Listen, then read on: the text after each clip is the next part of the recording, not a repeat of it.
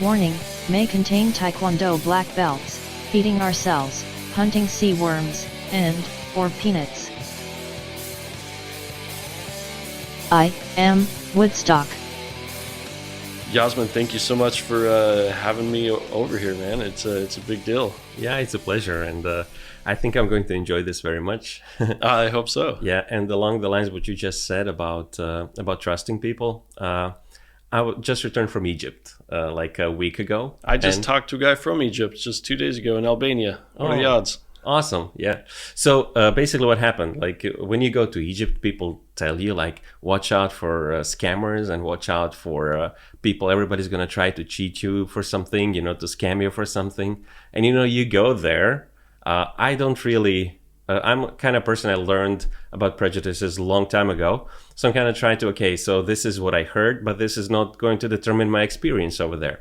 So I go there. And obviously, when you go to the market, when we went to the pyramids, you met some of those scammers. But I returned back with 8 phone numbers from people that we call each other brothers now. And all those people are welcome, like you mentioned, to my home. And anytime they just need to call me up and say. So the connections that happened out of a few conversations that we've had. And those weren't really short conversations. We've had some conversations for not even too long, maybe 30 minutes or so.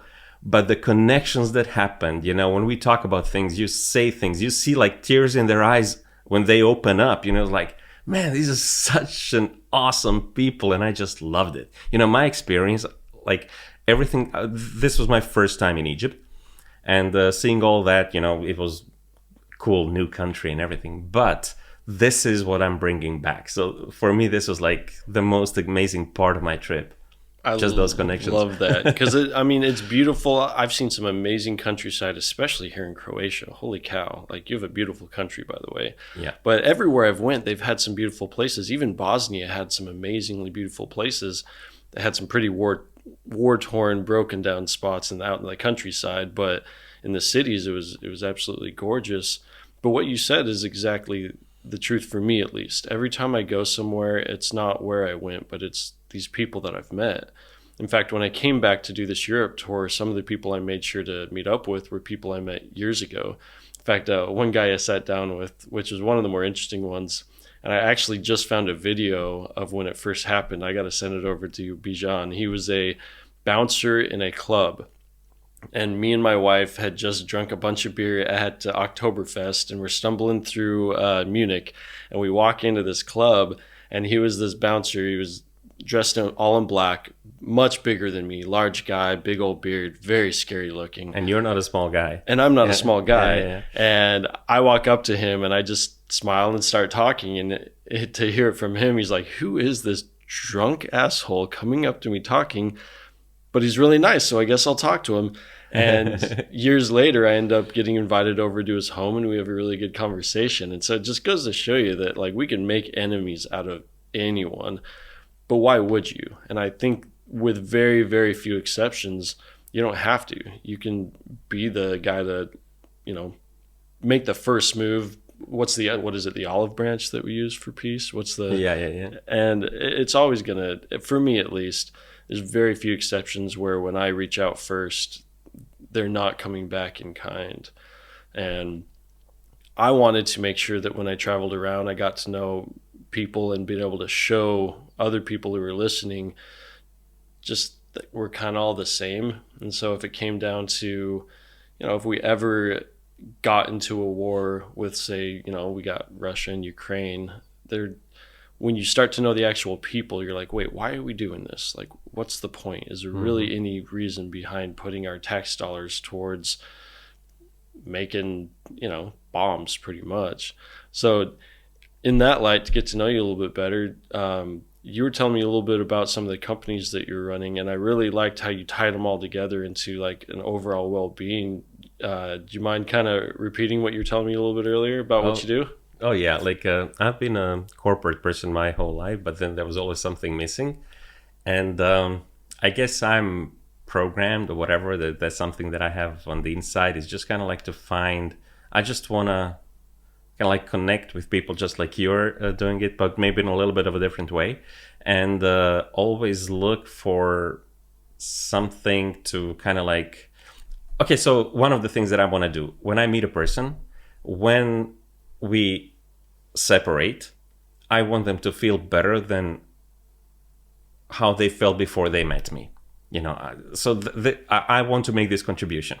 So a few years ago, I started to think about what it is that I'm working. I'm doing my job for a corporation, getting paid for it, enjoying the benefits and whatnot. But this can't be it. What's the purpose behind it, So I started to think. I created my motto and whatnot. That's not so important right now, but after a few years, I noticed that working for corporations doesn't do it for me anymore. So I started to develop these entrepreneurial, wishes, desires, and whatnot. And a few years back, I started my own company with education. So I love education. I learned it a long time ago that I love to teach people. So I started this education company. And as part of that, I kind of like teach leadership, communication, presentation skills, some sales skills, So this is the thing that I do, and a little bit of personal development.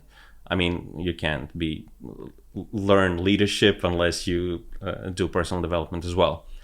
And then I realized, okay, so this is a part of it. So you're basically helping people to learn. You're helping their minds to expand, to learn new things, and to become better that way. Then another segment that I really enjoyed is developing our physical bodies. I've been in sports my entire life. I played soccer, football. Yeah. American football or soccer? Football, the real football. Yeah. No, soccer. Then I also trained judo, and when I was a little bit older, I started to train taekwondo. I'm actually a taekwondo black belt. Really? Yeah. Wow. You asked me about Joe Rogan. Of course, I know about him. Yeah, because that was his main thing before he got into jiu-jitsu and all that, right? Is taekwondo? Yeah. Okay. He has this. They recorded his back like a knockout with a back heel kick, So that was pretty cool. So he was really good at that. And so I started thinking about these things. So I opened a fitness studio where we do some functional trainings. And this is kind of like a personal trainer service, and also work with small groups. And we don't have like the gym equipment. We use body weight, kettlebells, and those TRX stuff. And we use this just kind of like to help, because most of the people who work in the area live a sedentary life. They're like just working in the offices, their back hurts and all that. So we do trainings to help them to feel better. So this was like a second part. And then the third part is also work with seed nutrition, which kind of I found to be an excellent source of nutrition, especially the way diet is today, with all the food that we eat, and this kind of like helps out. So for me, this is like circling, so mental and spiritual with physical body, with the stuff that we eat. And so I feel that this is like my contribution to the world around me. And I love it. Well, we have a big audience right here, and it's growing every day. So I'm curious personally about your nutrition, because I'm currently changing a lot about my diet. I made big changes in the past, tried some very extreme things, and I've kind of settled on a specific way to eat. I cheat a lot, but I think that's part of it as well. For me, at least, I don't think I'd be able to go through life without cheating on meals. But like, what's your typical diet? Okay, so I eat almost anything. So I'm not too picky about food, but what I do focus on is to try to eat like things that are like I don't know the word, like whole foods. Okay, yeah. Not too much processed food, unless I'm traveling somewhere. Then of course, if there's nothing else available, I will eat what's available. But most of the time, I try to eat like whole foods. Whenever I get a chance, I would prepare food for myself as well, and It consists of almost anything, but I do use supplements. And the reason for that is that I believe that the food is not what it used to be. Obviously, things have changed. I ran into a research that was done in the UK, and they did the research on an orange. And it's an actual scientific research, but I love how layman the conclusion was. So what they said is, while our grandparents needed to have one orange, we need to have 8. Wow. Yeah. So basically, it says that the nutrition is like 80% weaker than it was like maybe like 50 years ago. So then the food is not as nutrient rich. So we need to eat more for our bodies to get whatever they need, whatever we need.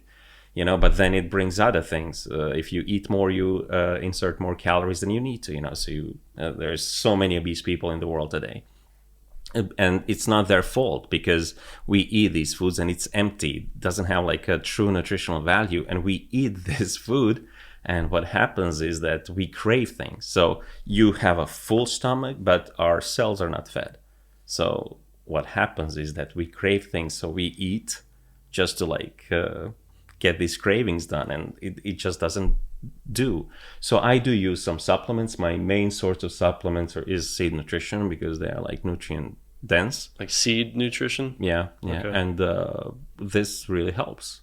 So is seed nutrition just a general, like eat a lot of seeds, or is it specific supplements that you buy, like that's all packaged together?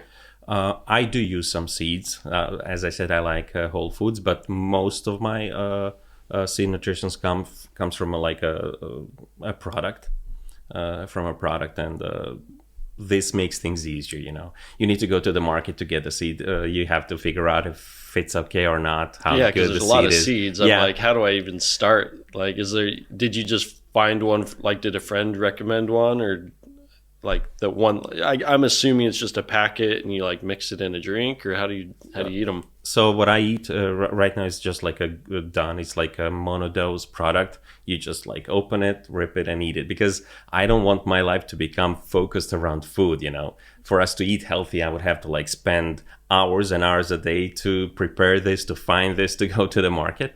And there are some other things in life I enjoy. So I just take this because it's the easiest way to get the nutrients that I need. You know. Yeah, and even if it's not perfect, it's better than what most of us are doing.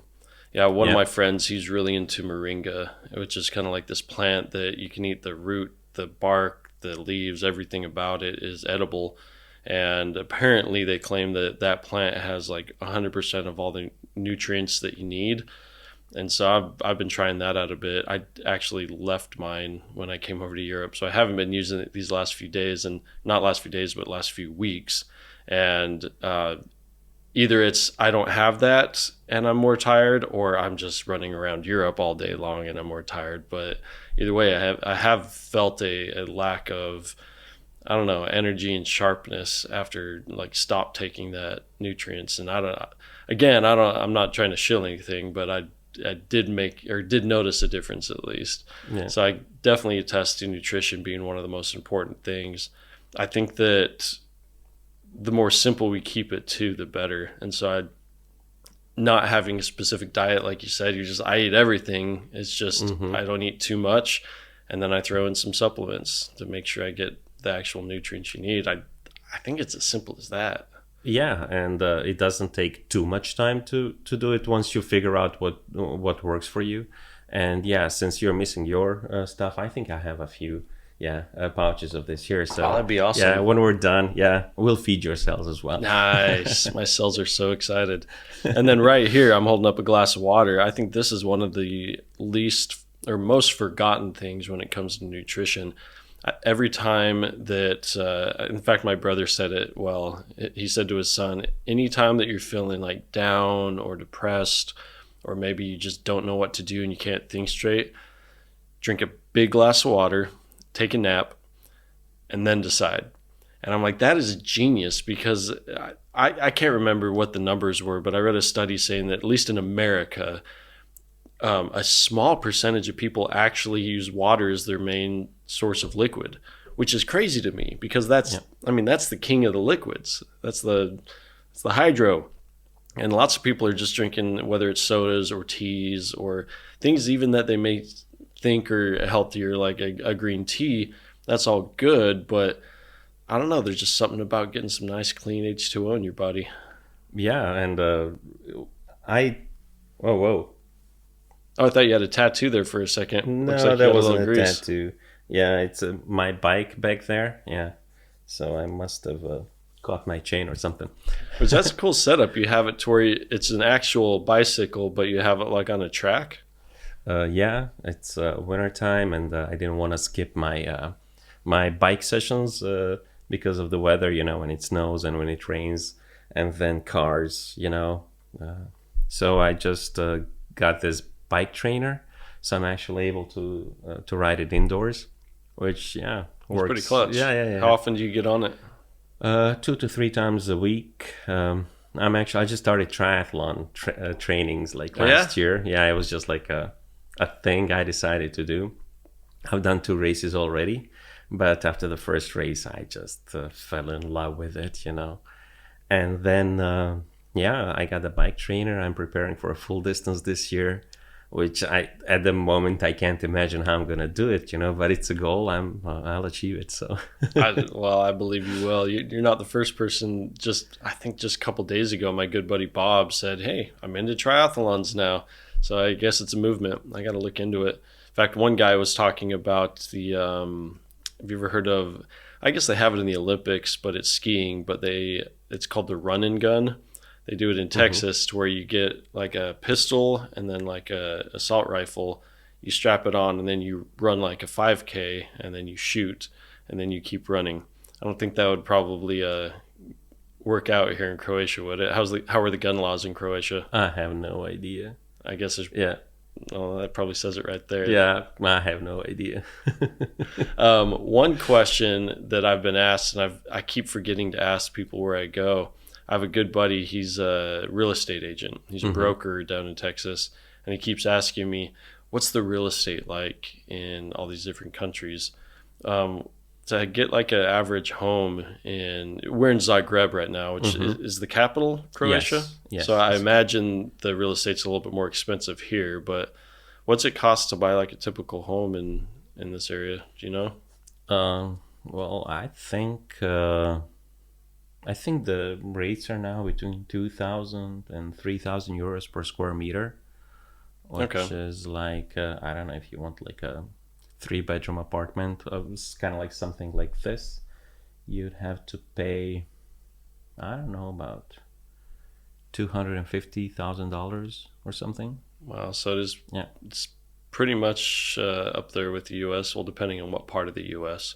Yeah. More expensive than many places in Texas, actually. That's interesting. Yeah, but then there are some other places in Croatia which are not as populated, or you know, that you can get it for half of the price, maybe even cheaper. You know, it depends. It's like the market. And then what about like property taxes? Like the home I own down in Texas, you have to pay like 6% of the home's value every year. Is there something like that here? Yes, there is, but I don't know.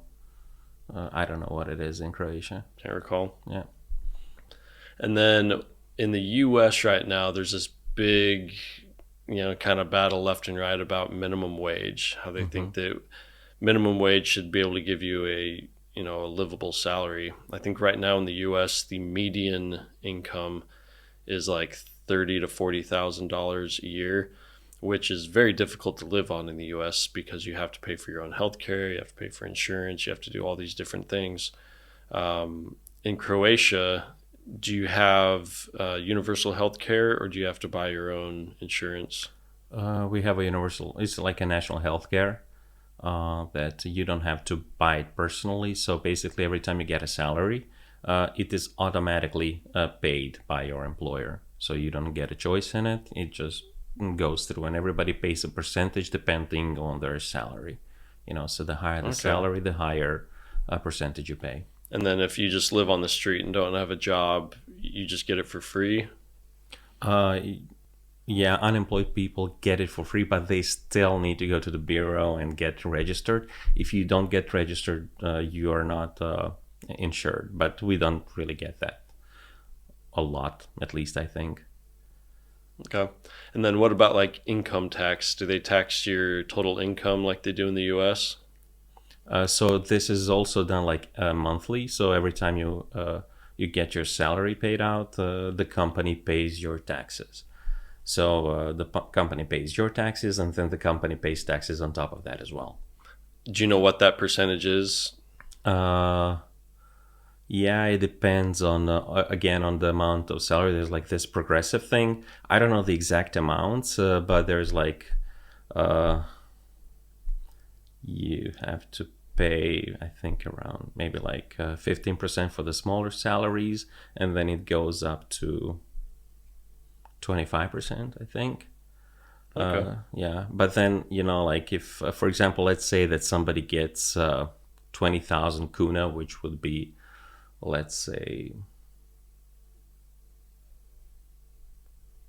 $3,000 net salary, which is a high salary in Croatia, a little bit over $3,000, then they would have to pay like, so what the net amount is, I think it's 108% on top of that is paid. So basically to get $3,000, the company pays about $6,500.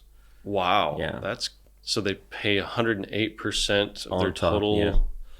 That's incredible. Yeah. So, I thought it was bad in the US. I don't think it's, I got to look up and see the details of getting an employee in the US, but I'm pretty sure it's not that much. That's fascinating. Yeah. So but it's not say easy to start a business and get employees. Yeah, but somebody gets like a minimum wage or like a smaller salary. Let's say somebody gets $800 salary, then the taxes on that would be around $1,100. So it's progressive. So the more net salary you make, the higher the tax rate. I think there are like 3 tax rate grades. So.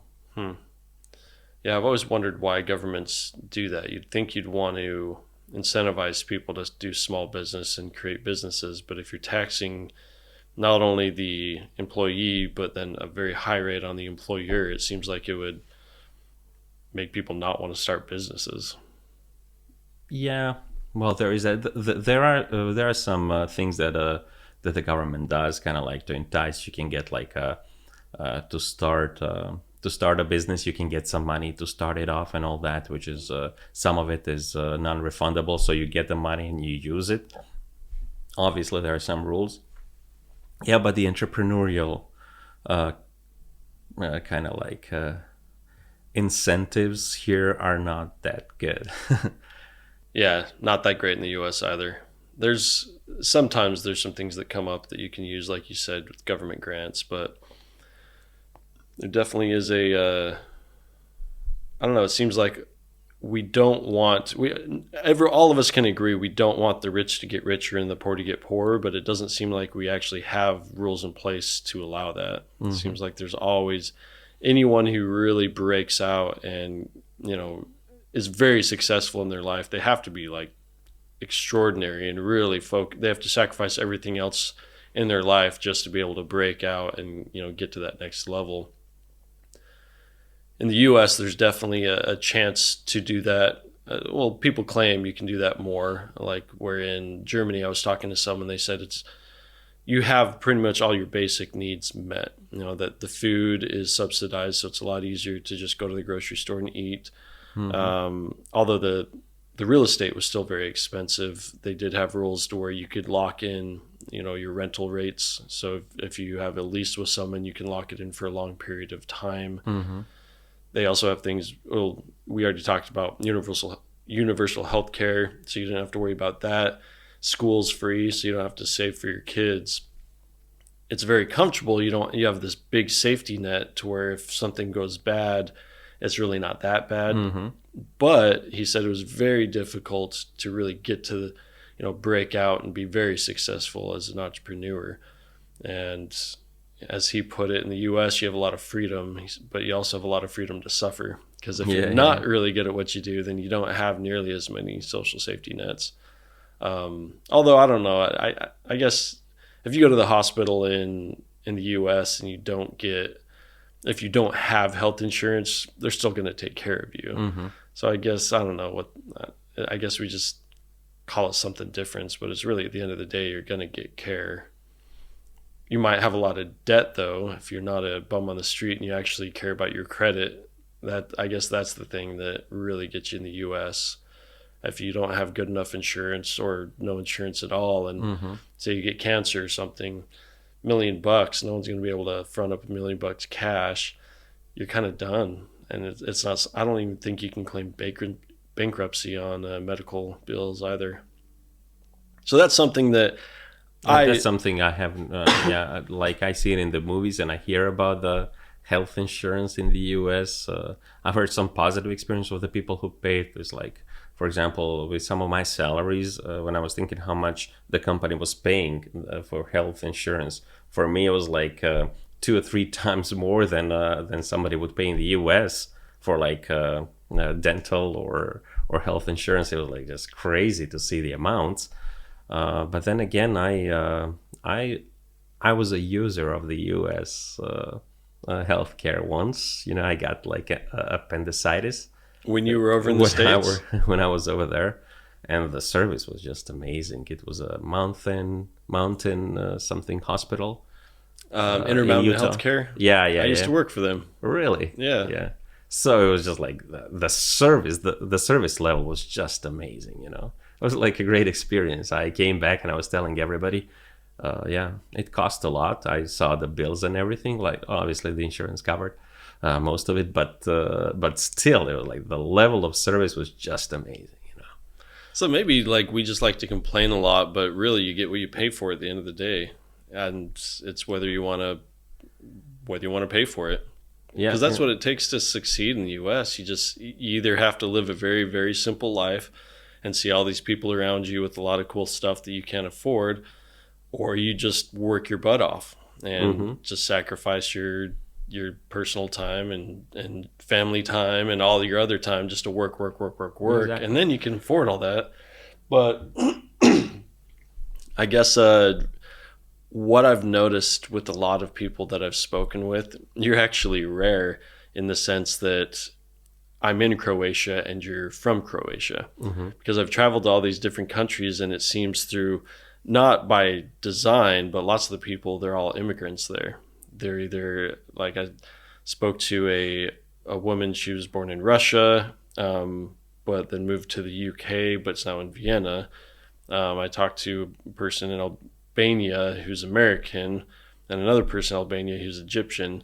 And so it's like I'm always talking to people who chose to go somewhere else, and I'm glad I can get both sides, because I talked to a few immigrants over in the US too, and I don't know, I like that idea that we have the ability to change where we reside, because we do value different things. Maybe you want to work your butt off so you can have some really nice service when you go get your appendix out. Yeah. Maybe you don't. So the service here wouldn't be as good, you don't think? It's decent, you know. Right now with this whole COVID situation and everything, it's a little bit slow, and some people wait a lot. And if it's not an urgent thing, you wait forever. Like how long is forever? I don't know. It depends, I guess, of what type of specialist you need. But I've heard of people like waiting for like, 3-4 months just to get checked on some things. Yeah. Do you have like a private option? Like say Yes. you wanted to get a hip replaced, you didn't want to wait months, you could find someone to do it for you. You could go to a private hospital and just pay a full amount. I guess everything's easy when you got money. Yeah. As like a financial freedom is something that, we live in a monetary society. So the more money you get, the more I wouldn't necessarily call it freedom, but it's like options, So it's like you need to do something, and this costs, right? So if you have the money, you have the option. If you don't have the money, you don't have the option, and that's tough, Yeah. Seems to be the best thing that humans have come up with so far. We've had some experiments with, say, communism, and those all seem to fail. Which was Croatia. Croatia was never communist, were they? Well, it was like before it was Yugoslavia. and all those countries like Slovenia, Croatia, Serbia, Bosnia, Herzegovina, Montenegro, Macedonia were part of one country called Socialist Republic of Yugoslavia. Oh, so it was socialist. Okay. Yes, so it was kind of like a hybrid. When people talk about the Eastern Bloc and the countries like Hungary and Poland and all those countries had it a lot tougher because they did have like this communist regime there, which was much stronger. Like Yugoslavia was something in between. It was a little bit more liberal, so it was okay, but still, the way I see it, like these ideologies that kind of like it may, like on paper it may be ideal, it may be like perfect and perfect sounding and everything, but there's a variable there that messes it all up, and it's us humans, with all our imperfections and whatnot, so everybody, there's always somebody who wants to play the system and all that, and it just doesn't work out that way. Yeah, it'd be all great if everyone were hardworking people who were self-sacrificing, but that doesn't seem to be the case. Well, and the other part is they didn't really even do it like the paper said, right? So they're like, yeah, let's do communism, but it ended up just being dictators taking all the money. Yeah. So it's like, anyone who's against communism, I'm like, I don't know, maybe someday, maybe in 1,000 years, humans could pull it off. I don't know. Mormons tried, what was it, the law of consecration? And so, I mean, that seemed to work out for them in Nauvoo until it didn't. But yeah, again, it's like a human imperfections get in the way, and it happens. Yeah, I don't know too much about that, but still, it's like, a great idea that just doesn't work in real life. So when did Yugoslavia stop being Yugoslavia and all these countries break up? So it's 1990. So that's really recent. In fact, I think I remember learning that in grade school. Yeah. There were like elections, and most people just voted to get separated, and it happened. There was a war here. You're familiar with that? What was was it around that splitting up? Like they wanted to keep the country together? Yeah. And so the Yugoslavian regime said, no, we want to maintain control, but all the different, ethnic populations said, no, we want... No, the republics, there were 6 republics, and everybody voted that they want their independence. And so they tried to stop it, and it just didn't work out because people voted differently. It was kind of at the democratic elections, I guess. This is what happened. So... I guess you were alive during then. Do you remember any of the actual, was there war here in this area, or was it? I know Bosnia was one of the countries that I kept hearing in the news, but I don't know any really details. Yeah, there was war in. I think it was like a 3-day war in Slovenia. It ended really fast. In Croatia, it lasted for like about 4 years, and then Bosnia started a little bit later, and then again for 4 years. There was a war. I mean, I live in Zagreb. It wasn't really that tough over there. We had some like air alarms and air attacks, but some other parts in Croatia, they had like an actual war where they were fighting. How old were you at this time? I was a teenager. I just graduated from junior high, and I started high school. Did you know anyone that was like affected from the actual violence? Yeah, like my family, we would take people from those areas. We lived in a 70 square meters apartment, and we occasionally had like over 20 people sleeping there. Oh, wow. Yeah. Holy cow. And they would stay for a few days and then move on to like Germany or Sweden or something. So why would you guys bring him in? Just because you were the only option, or? People were traveling, and we would just help them out, How many siblings do you have? I have a sister. One sister? She's 2 years younger than me. Yeah. Man, that's so foreign to me to have to be in a land where there's actual war going on. Do you think it... I wanted to say recovered. Do you think I don't know if that's the right word, but I imagine when there's that type of violence in your own backyard, your level of trusting your neighbor kind of goes down. You're always kind of looking over your shoulder and worried. Did you feel that way? Um, I personally, I just didn't want this to affect me in that way. I never lost trust in people. So, and I'm the type of person who always offer trust first because you get trust in return. You know, if you trust people, if you respect people, you will get that back. Not always, obviously. There's always like some bad seed and whatnot. But those people are such a minority that that it just doesn't work that way. But yeah, it did affect the society in general, and you've experienced all those things.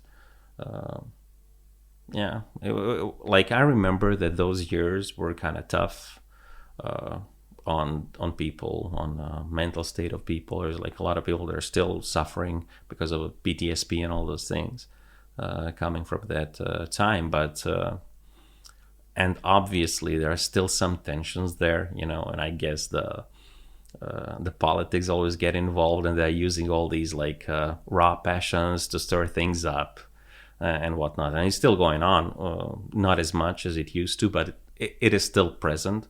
But I think most of the people, when they, you know, stop and think things through, it just, I mean, I have amazing friends from all these countries around me, and it just doesn't affect those relationships at all. That's good to hear. That's really good to hear. Do they speak very similar languages in all the different Yugoslavia countries? Yeah, there's like Slovenian and Macedonian is a little bit different, but still we are able to kind of like communicate. But when it comes to Montenegro, Serbia, Bosnia, and Croatia, even though there are like some slight differences and maybe some grammar differences and maybe use the different words, we like speak without any issues. So like understand like each an other. Australian and an American chatting it up, different words, almost. Different accents. Yeah. Is it Slavic? Yes. So is it Cyrillic? Did I say that right? What's the alphabet? It's Latin. It's Latin. Oh, you use the Latin? Okay. What's the language because in North Macedonia they said they use the same alphabet as like Russians do. Maybe I'm getting that wrong. But it seems like the language is just kind of mixed, and it just depends on which valley you grew up 100 years ago, but it's very similar. Yeah. Okay.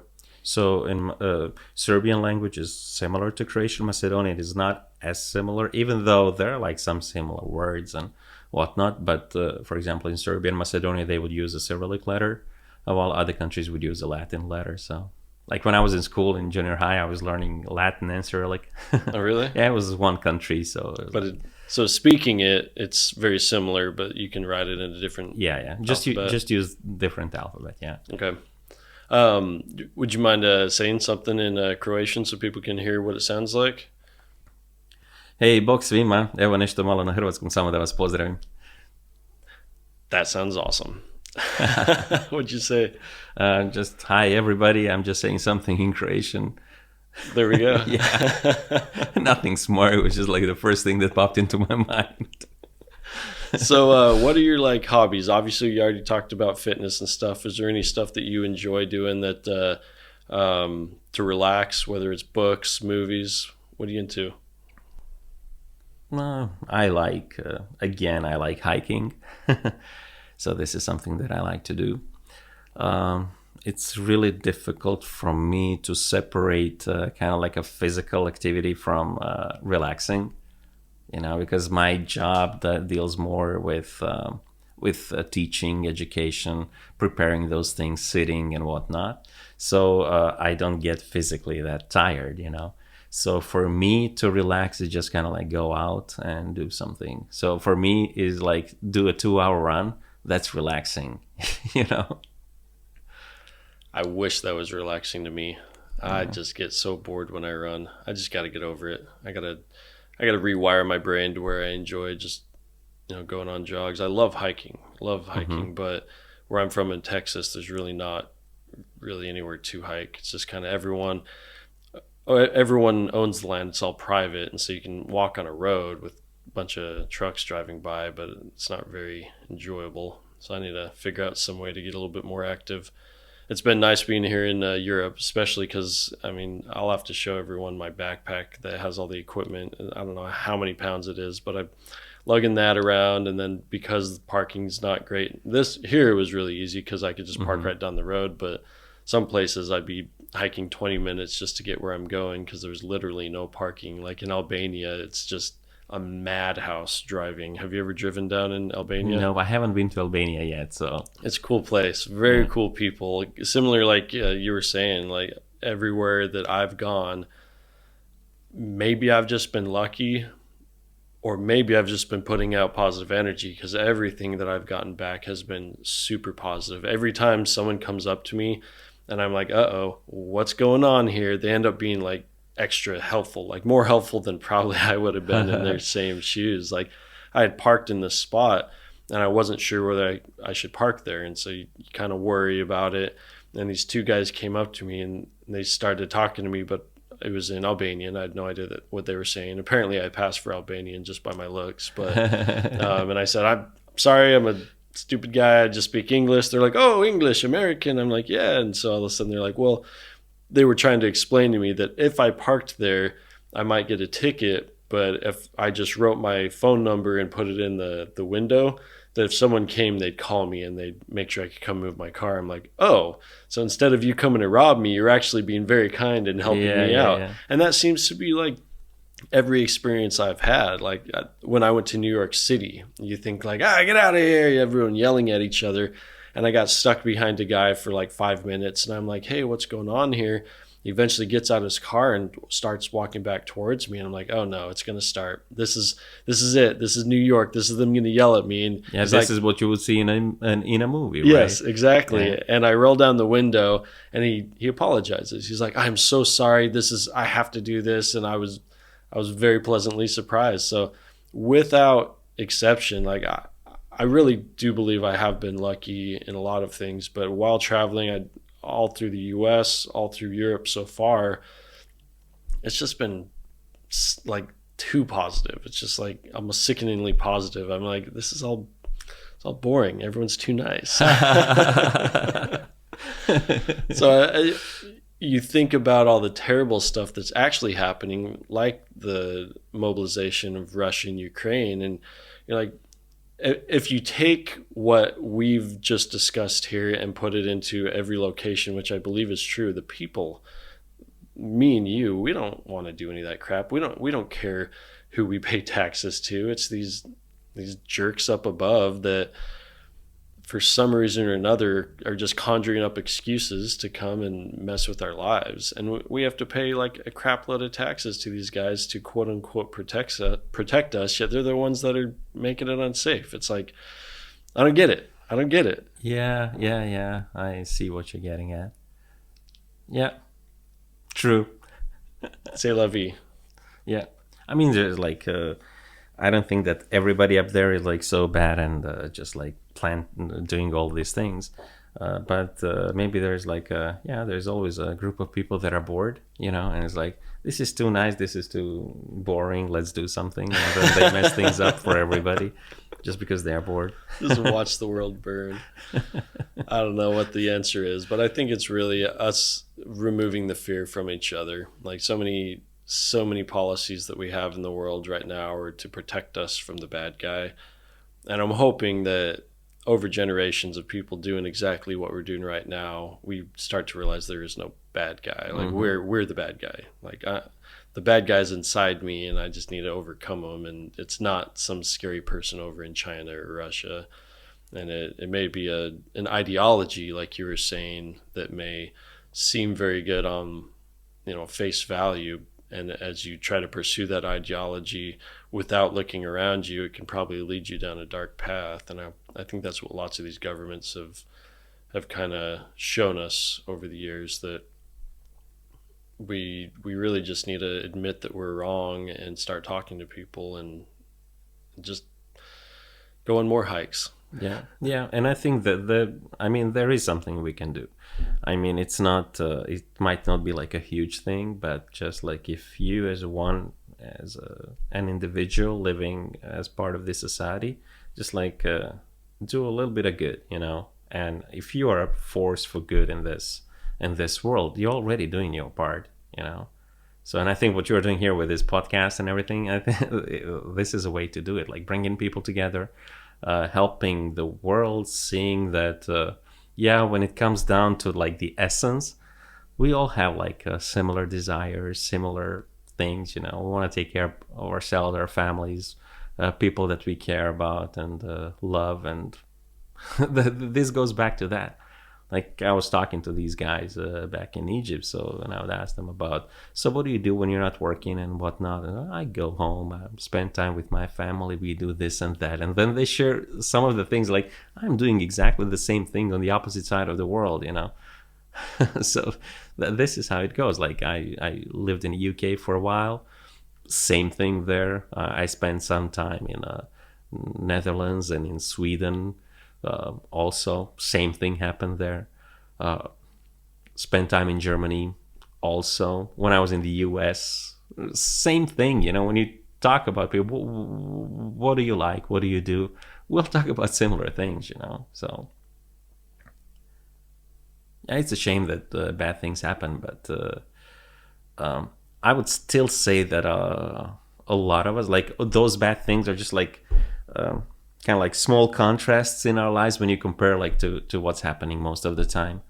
And also I think what determines whether things are good or bad is our personal reaction to those things. There are some things that are like shock you that happens, but then if you always see those things as opportunity for growth, for learning, and for that, is it really that bad? I mean, bad things happen, tragedies happen, but you can't change that. It's something that happened in the past, and it's just, so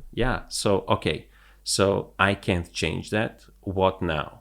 And I choose what now. Nobody dictates that, So, yeah, and I think that if we are able to, what we can take from this is just, choose what you feel should be the best way to deal with it, It's almost too simple. It's just be nice.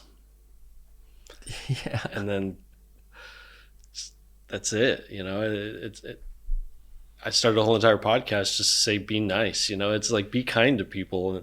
I mean, if you're a religious person, whether it's Jesus or Allah, or I guess I learned that Muslims actually believe Jesus is a prophet. That was news to me, but that's kind of the underlying message. We use stories to tell each other because stories can convey a message that static words can't, and usually the stories end up telling us, if you are selfish, it's probably not going to go well for you, because no man is an island. We need each other. Synergy is a real thing. And if you're a jerk, no one wants you around, and at the end of the day, someone's going to do that in kind to you. They're going to stab you in the back. And then if you are a nice person and you help others, that's what you're going to get back as well. And it's almost as hippie of a way of saying it as, like put out the good energy in the universe and you're going to get that good energy back. And whether you believe in that or whether you believe, if you do good and follow God's laws, God will bless you, that's the same thing. And it's the same blessing, it's the same benefit. It's just a different way for us to say it. And I think that's something that's really important for us to understand because I think the last kind of thing that's kept, at least in the Middle East, as far as war time goes, is religion. And I think I've met enough Muslims now on this trip, because the majority of, the Southern Balkans are all Muslim. And I asked them like questions. They looked at me like, really? Like, you really believe that Muslims act like ISIS?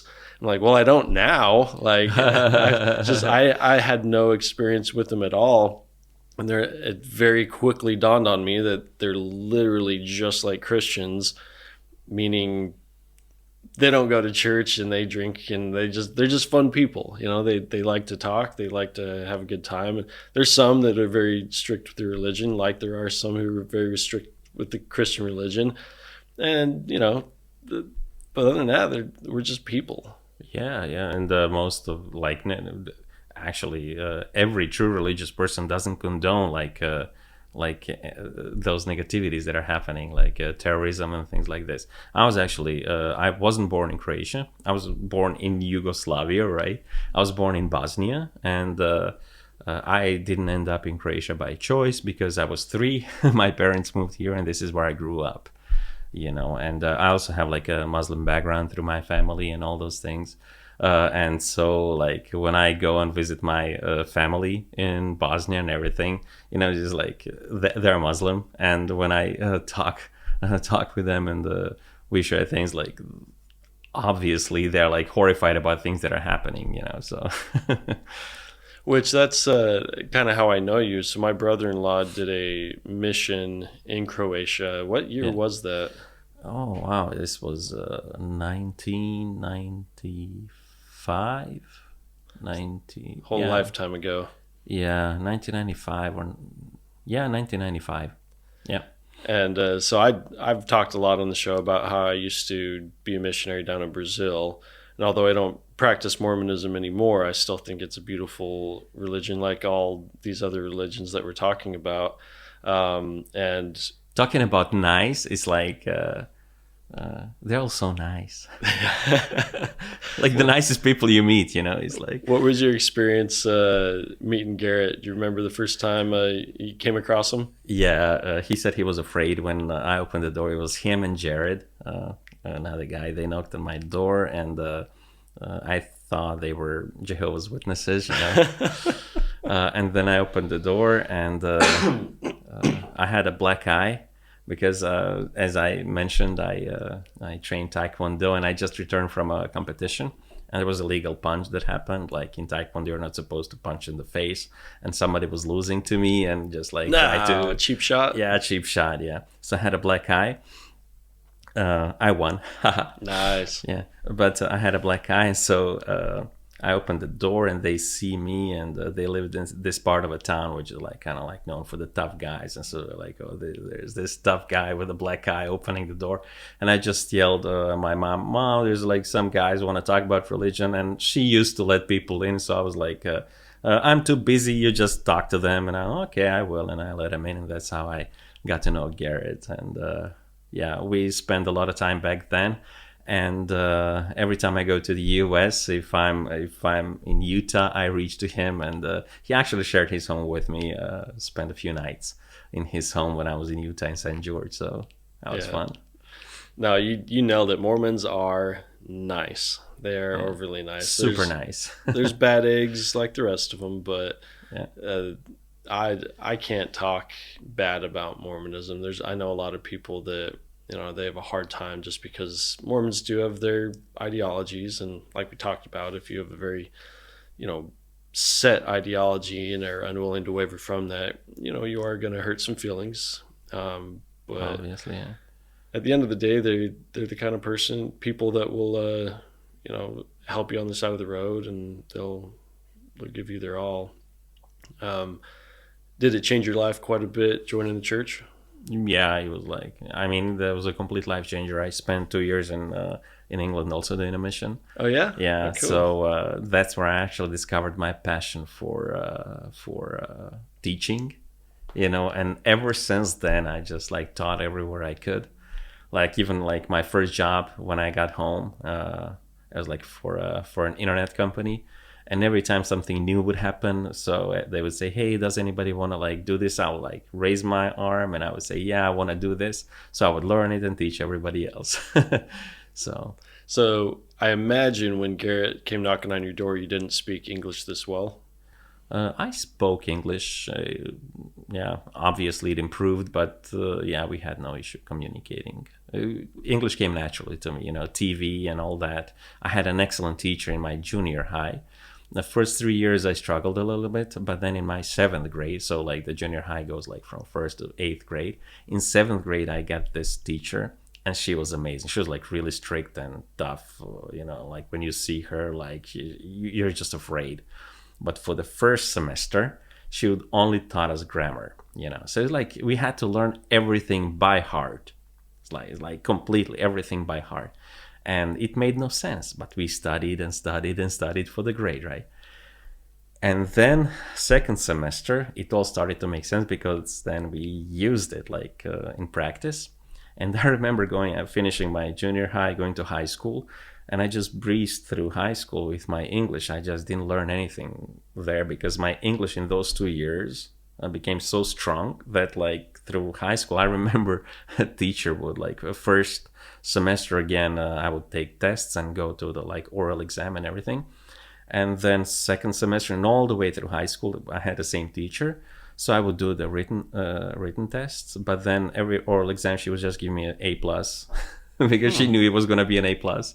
So, and the other kids, it didn't come that easy? No, I mean, in high school, we came from different schools. They didn't have the same teacher I did. Not, like really, like this teacher. I'm so thankful for her. Professor Garginov. Yeah. Shout out to Professor Garginov? Garginov, yeah. I butcher a lot of words. Yeah. Man, there's these people that come into your lives that really make a big difference. Yeah, and like there's some people I don't know, like some of them are not alive anymore. Some of them, but I just wish I could like find all those people and tell them how much they influenced my life. There is a neighbor, Stričak Boris. So this guy, he was a since I trained judo, he was like also black belt in judo, and I was like this 6-7-year-old kid, and I was just so impressed with him. He was a police officer. Actually, he was a teacher at a police academy. And he was teaching gym and something else, maybe gym and political science, something like this.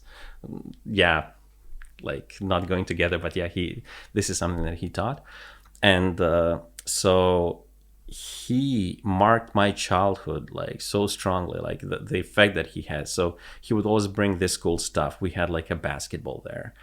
We had like a table tennis, everything in our neighborhood.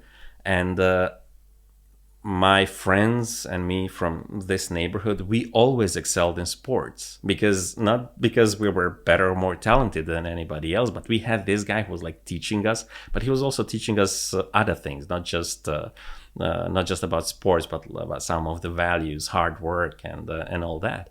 So everywhere we go, we were like better than average just because of this guy. And I remember he had this vacation home on the coast, and he would go there, and a couple of times he took me with him, and he did this breath diving, and he actually taught me how to breath dive.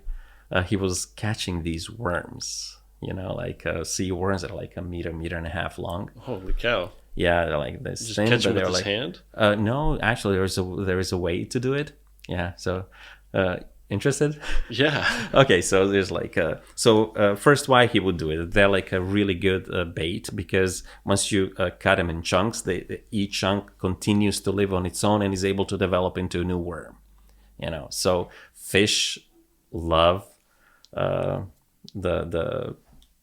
live bait, Mm-hmm. So this is what he was doing, and this is back in like the old country in Yugoslavia, and so he would go for a summer vacation. He was a teacher at a police academy, so he had longer, like most of his summer was like free. So he would go there. He would catch 7 to 10 of those worms a day. He would keep 2 for himself, and then he would sell the rest to the Italian fishermen, which was 10 German marks per worm. So he would actually go on vacation, and he would make like 100 German marks or 50 German marks a day on his vacation, which back then, when you like convert to our money, it was like he was making like 3 salaries a month. Holy cow. Yeah. Just catching worms. Just catching worms, yeah. So he taught me actually how to do that. And there's like a technique. So there's like these traps that you make, and you put some old stinky fish on it, or some shit on it or something like really smelly, because those worms are like, they clean the bottom of the sea. And so you would put that. So the worm would smell it, come inside the trap and start eating it, and then when he would start eating, the trap would grab its head, and so when you see the trap moving, you would dive down to like 5-6 meters deep and put a bottle which is filled with air, because you can't just grab the worm, it would snap. So what you need to do, you put like a bottle, the bottle would just slowly pull the worm out. So it would wear him out because he would be fighting, and then slowly take him out. And once he's more of his half length, most of him was in the bottle. Yeah, then the bottle would pull him up to the top. But this takes like maybe 20 minutes, 30 minutes sometimes, because the worm fights. It doesn't want to let go, because something is pulling it up, and he just fights. So what happens? You said how long were these worms? Like about meter and a half. Meter and a half, so like 4 or 5 feet. Yeah. Holy cow. Yeah. So what would happen? Like the fish would come and like eat bites of it. So in order for you to grab the whole worm, you need to like continually dive down and chase fish away. So so this is how I earned my vacation with him. So he would like put all the traps, and then he would have like maybe 6 traps, maybe 10. It depends how many holes he would find. And then my job was just like to keep diving down and chasing the fish away. Yeah, and this is like an hour and a half job, for me. So can you imagine like a, I don't know, 8-year-old kid or a 9-year-old kid like diving down to 5 or 6 meters deep, which is like, the pressure's down there and everything. Yeah, that's a lot. Yeah, so I would go down there, chase fish, go up, get some bread, go to the next worm. And I would do this for like, I remember after like an hour and a half, I would feel exhausted, but so fulfilled, that I would go get out hungry, just eat everything I could. But these were like some, you see the smile on my face. It was like some of my best experiences in my life, man. Yeah. And that was on the coast just here in Croatia? Yeah. Which is probably gorgeous as well, man. It is. We went to Dubrovnik. We flew over there. This was back in 2005, 2006. We did a training there. And this was also an American guy. He was my first boss for this company that I worked with. And so I told him, like, let's not fly back. Let's just like rent a car. And so you see the coast. And we were driving up the coast from Dubrovnik all the way up to Zadar. And we stopped at a few places and like, man, this is so beautiful. I don't understand how come you're not like the richest country in the world. And we mentioned the politics before. I guess the greater the poverty in a certain country, the greater the corruption. So it's like, I just believe that there was like the strongest correlation there. So this is how it goes. Yeah. Well, I think it's going in a good direction, specifically for Croatia, but I think for most places as well. I went through Eastern Europe and then down in more of the Southern Balkans. And I kind of got sticker shock when I crossed the border into Croatia. It was back in euros, and it was just as much as it would be up in like Germany now. So those 10 marks wouldn't get you near as much as it would today.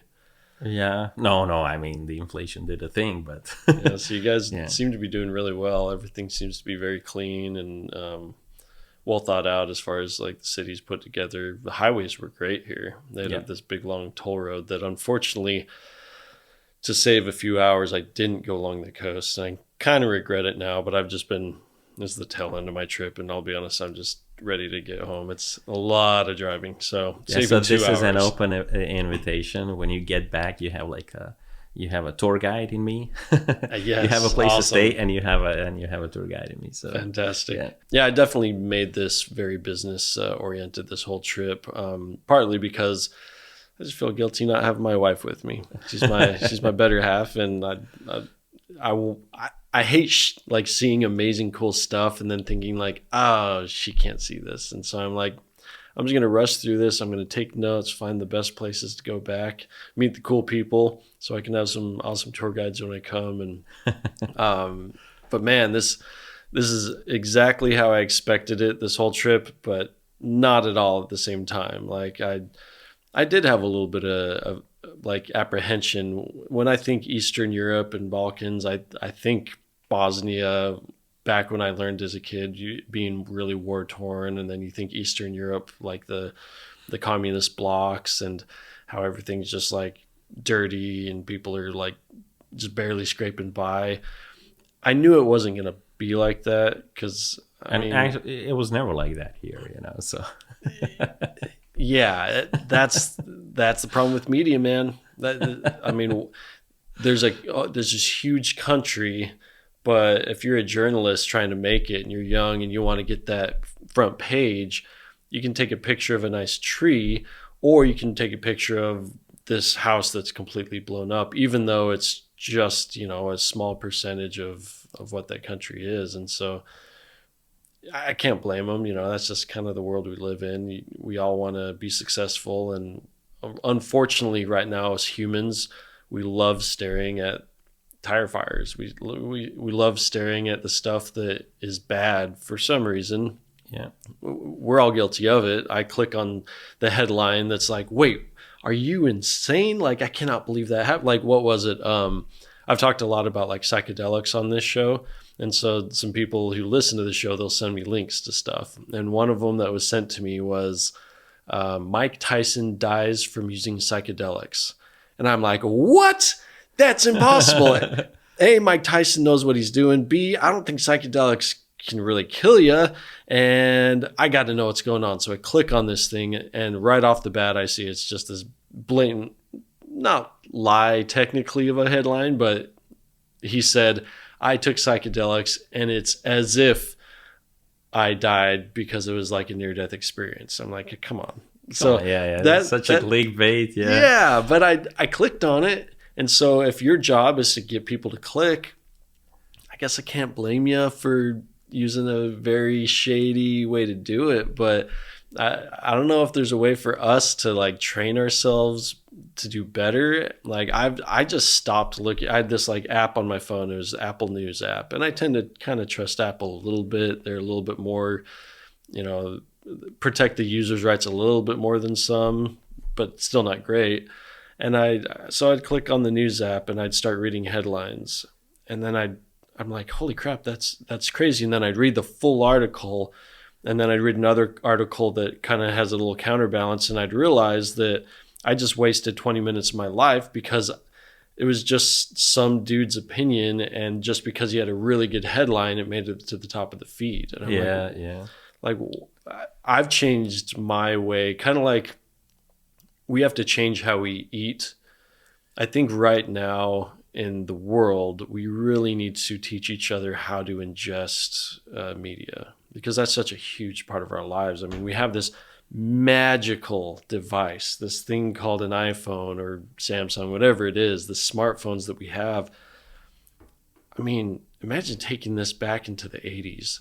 Mm-hmm. Like, you would clean up with the ladies, just be like, hey, look at this magical phone I got. I mean, we have like all of the world's knowledge in the palm of our hands, literally. Like, it's not figuratively, literally. We can look up anything that's ever been put on the internet on our phone.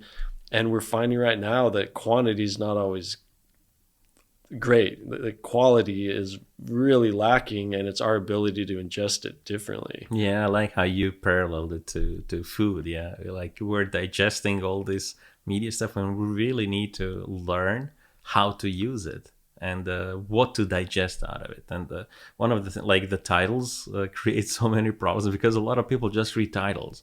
You know, and then somebody say, hey, did you know that Mike Tyson died? You know, like, because they just read the title, they didn't click and they didn't go into detail, you know. And so this is what happens. Like, misinformation just goes out like a wildfire. And you just got to learn, you know, if you're interested in something, just do like your research. It's not too difficult to do. There are like some relevant sources of information. Then you cross-reference it to a couple more things, and you may not learn like all the details, and you still may not be 100% sure, but still you got a little bit more information about it. You know, I just had a sobering thought. I really enjoy talking politics with my friends. We have a kind of a group chat, and it's called Political Bullshit. And it's just specifically not. I like the title. Yeah, it is bullshit. It always is. And I'm like, man, maybe I should just stop even paying attention to politics. Like on one side, I think we need to be good stewards and like we need to vote for who we feel is right. But I guess I'm trying to make the parallel, and this is a very new thought, so forgive me for not having it really put together, but I would make, the parallel between nutrition and media. Mm-hmm. We used to have a scarcity of food, and so we would just eat anything we possibly could to survive. And then with modernization, with technology, now we have an abundance of food. We literally have more food than we can eat, and it's killing us. And so now we have to educate ourselves in a way to not just get food, but it's which food do I allow myself to eat.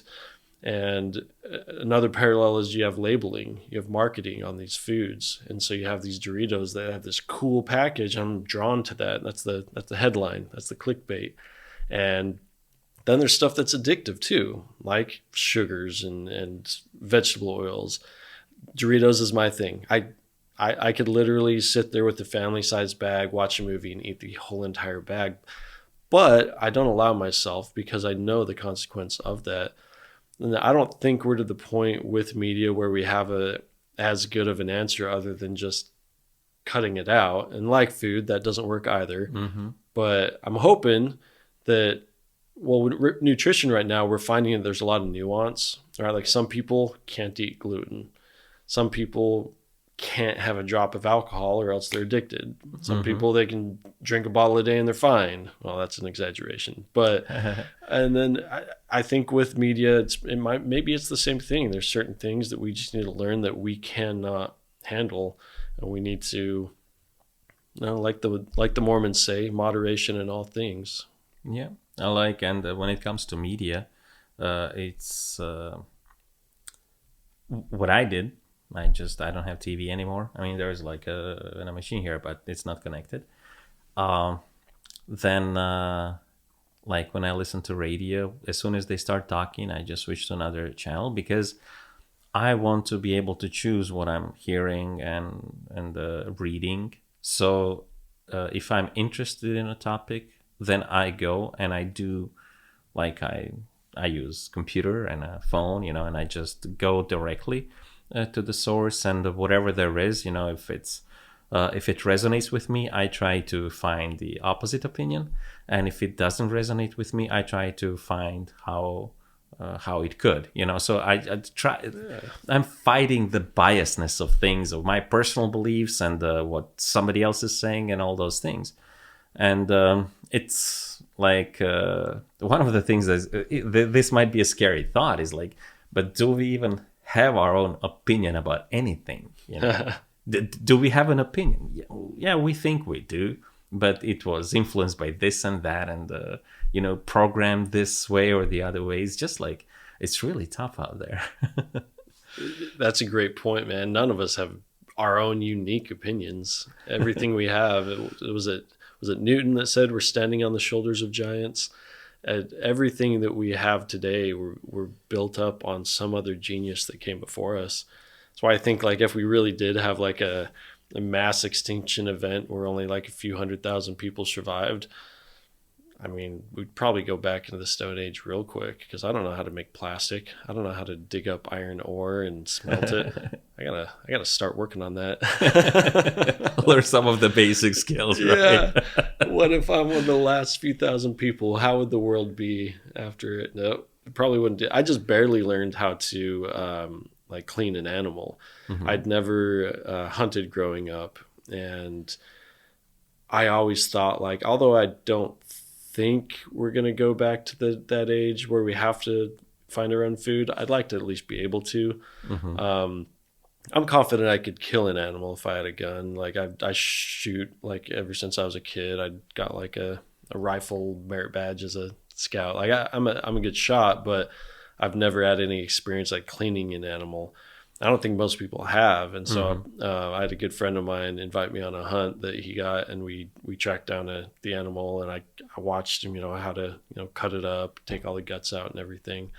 But but I'm very glad I don't have to do that every day, because that's something else. Do you eat meat? Yes. I think everyone in this area, when I ask people, I ask as I'm staying at different locations what kind of nutrition they have. When I asked people here in the Balkans, they looked at me like I was insane when I suggested there was even an option to not eat meat. They're like, of course. Like, I ran into a few people that didn't eat pork. Yeah. But that's because they were raised in Muslim families, which is interesting. They didn't even practice their religion anymore, but they're just like, I don't know. I never ate it growing up. I just don't eat it now. You just like out of habit. Yeah. Is there anything that you avoid?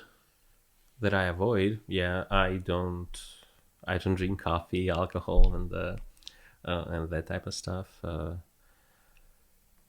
I try to avoid like processed food, even though it's really difficult. You know, there's like everything you buy at the supermarket. You know, it's at least semi-processed. You know.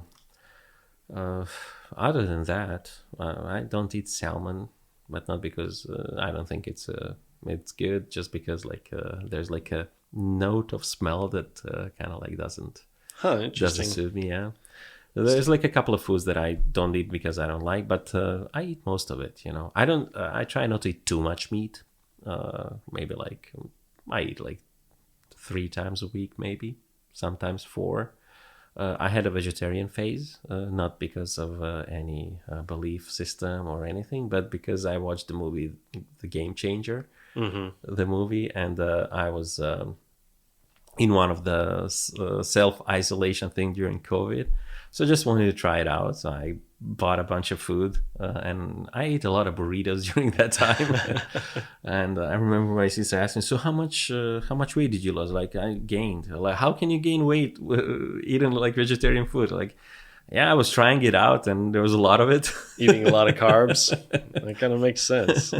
That's the greatest lie of nutrition from my childhood is for some reason they told you eat a lot of processed carbs.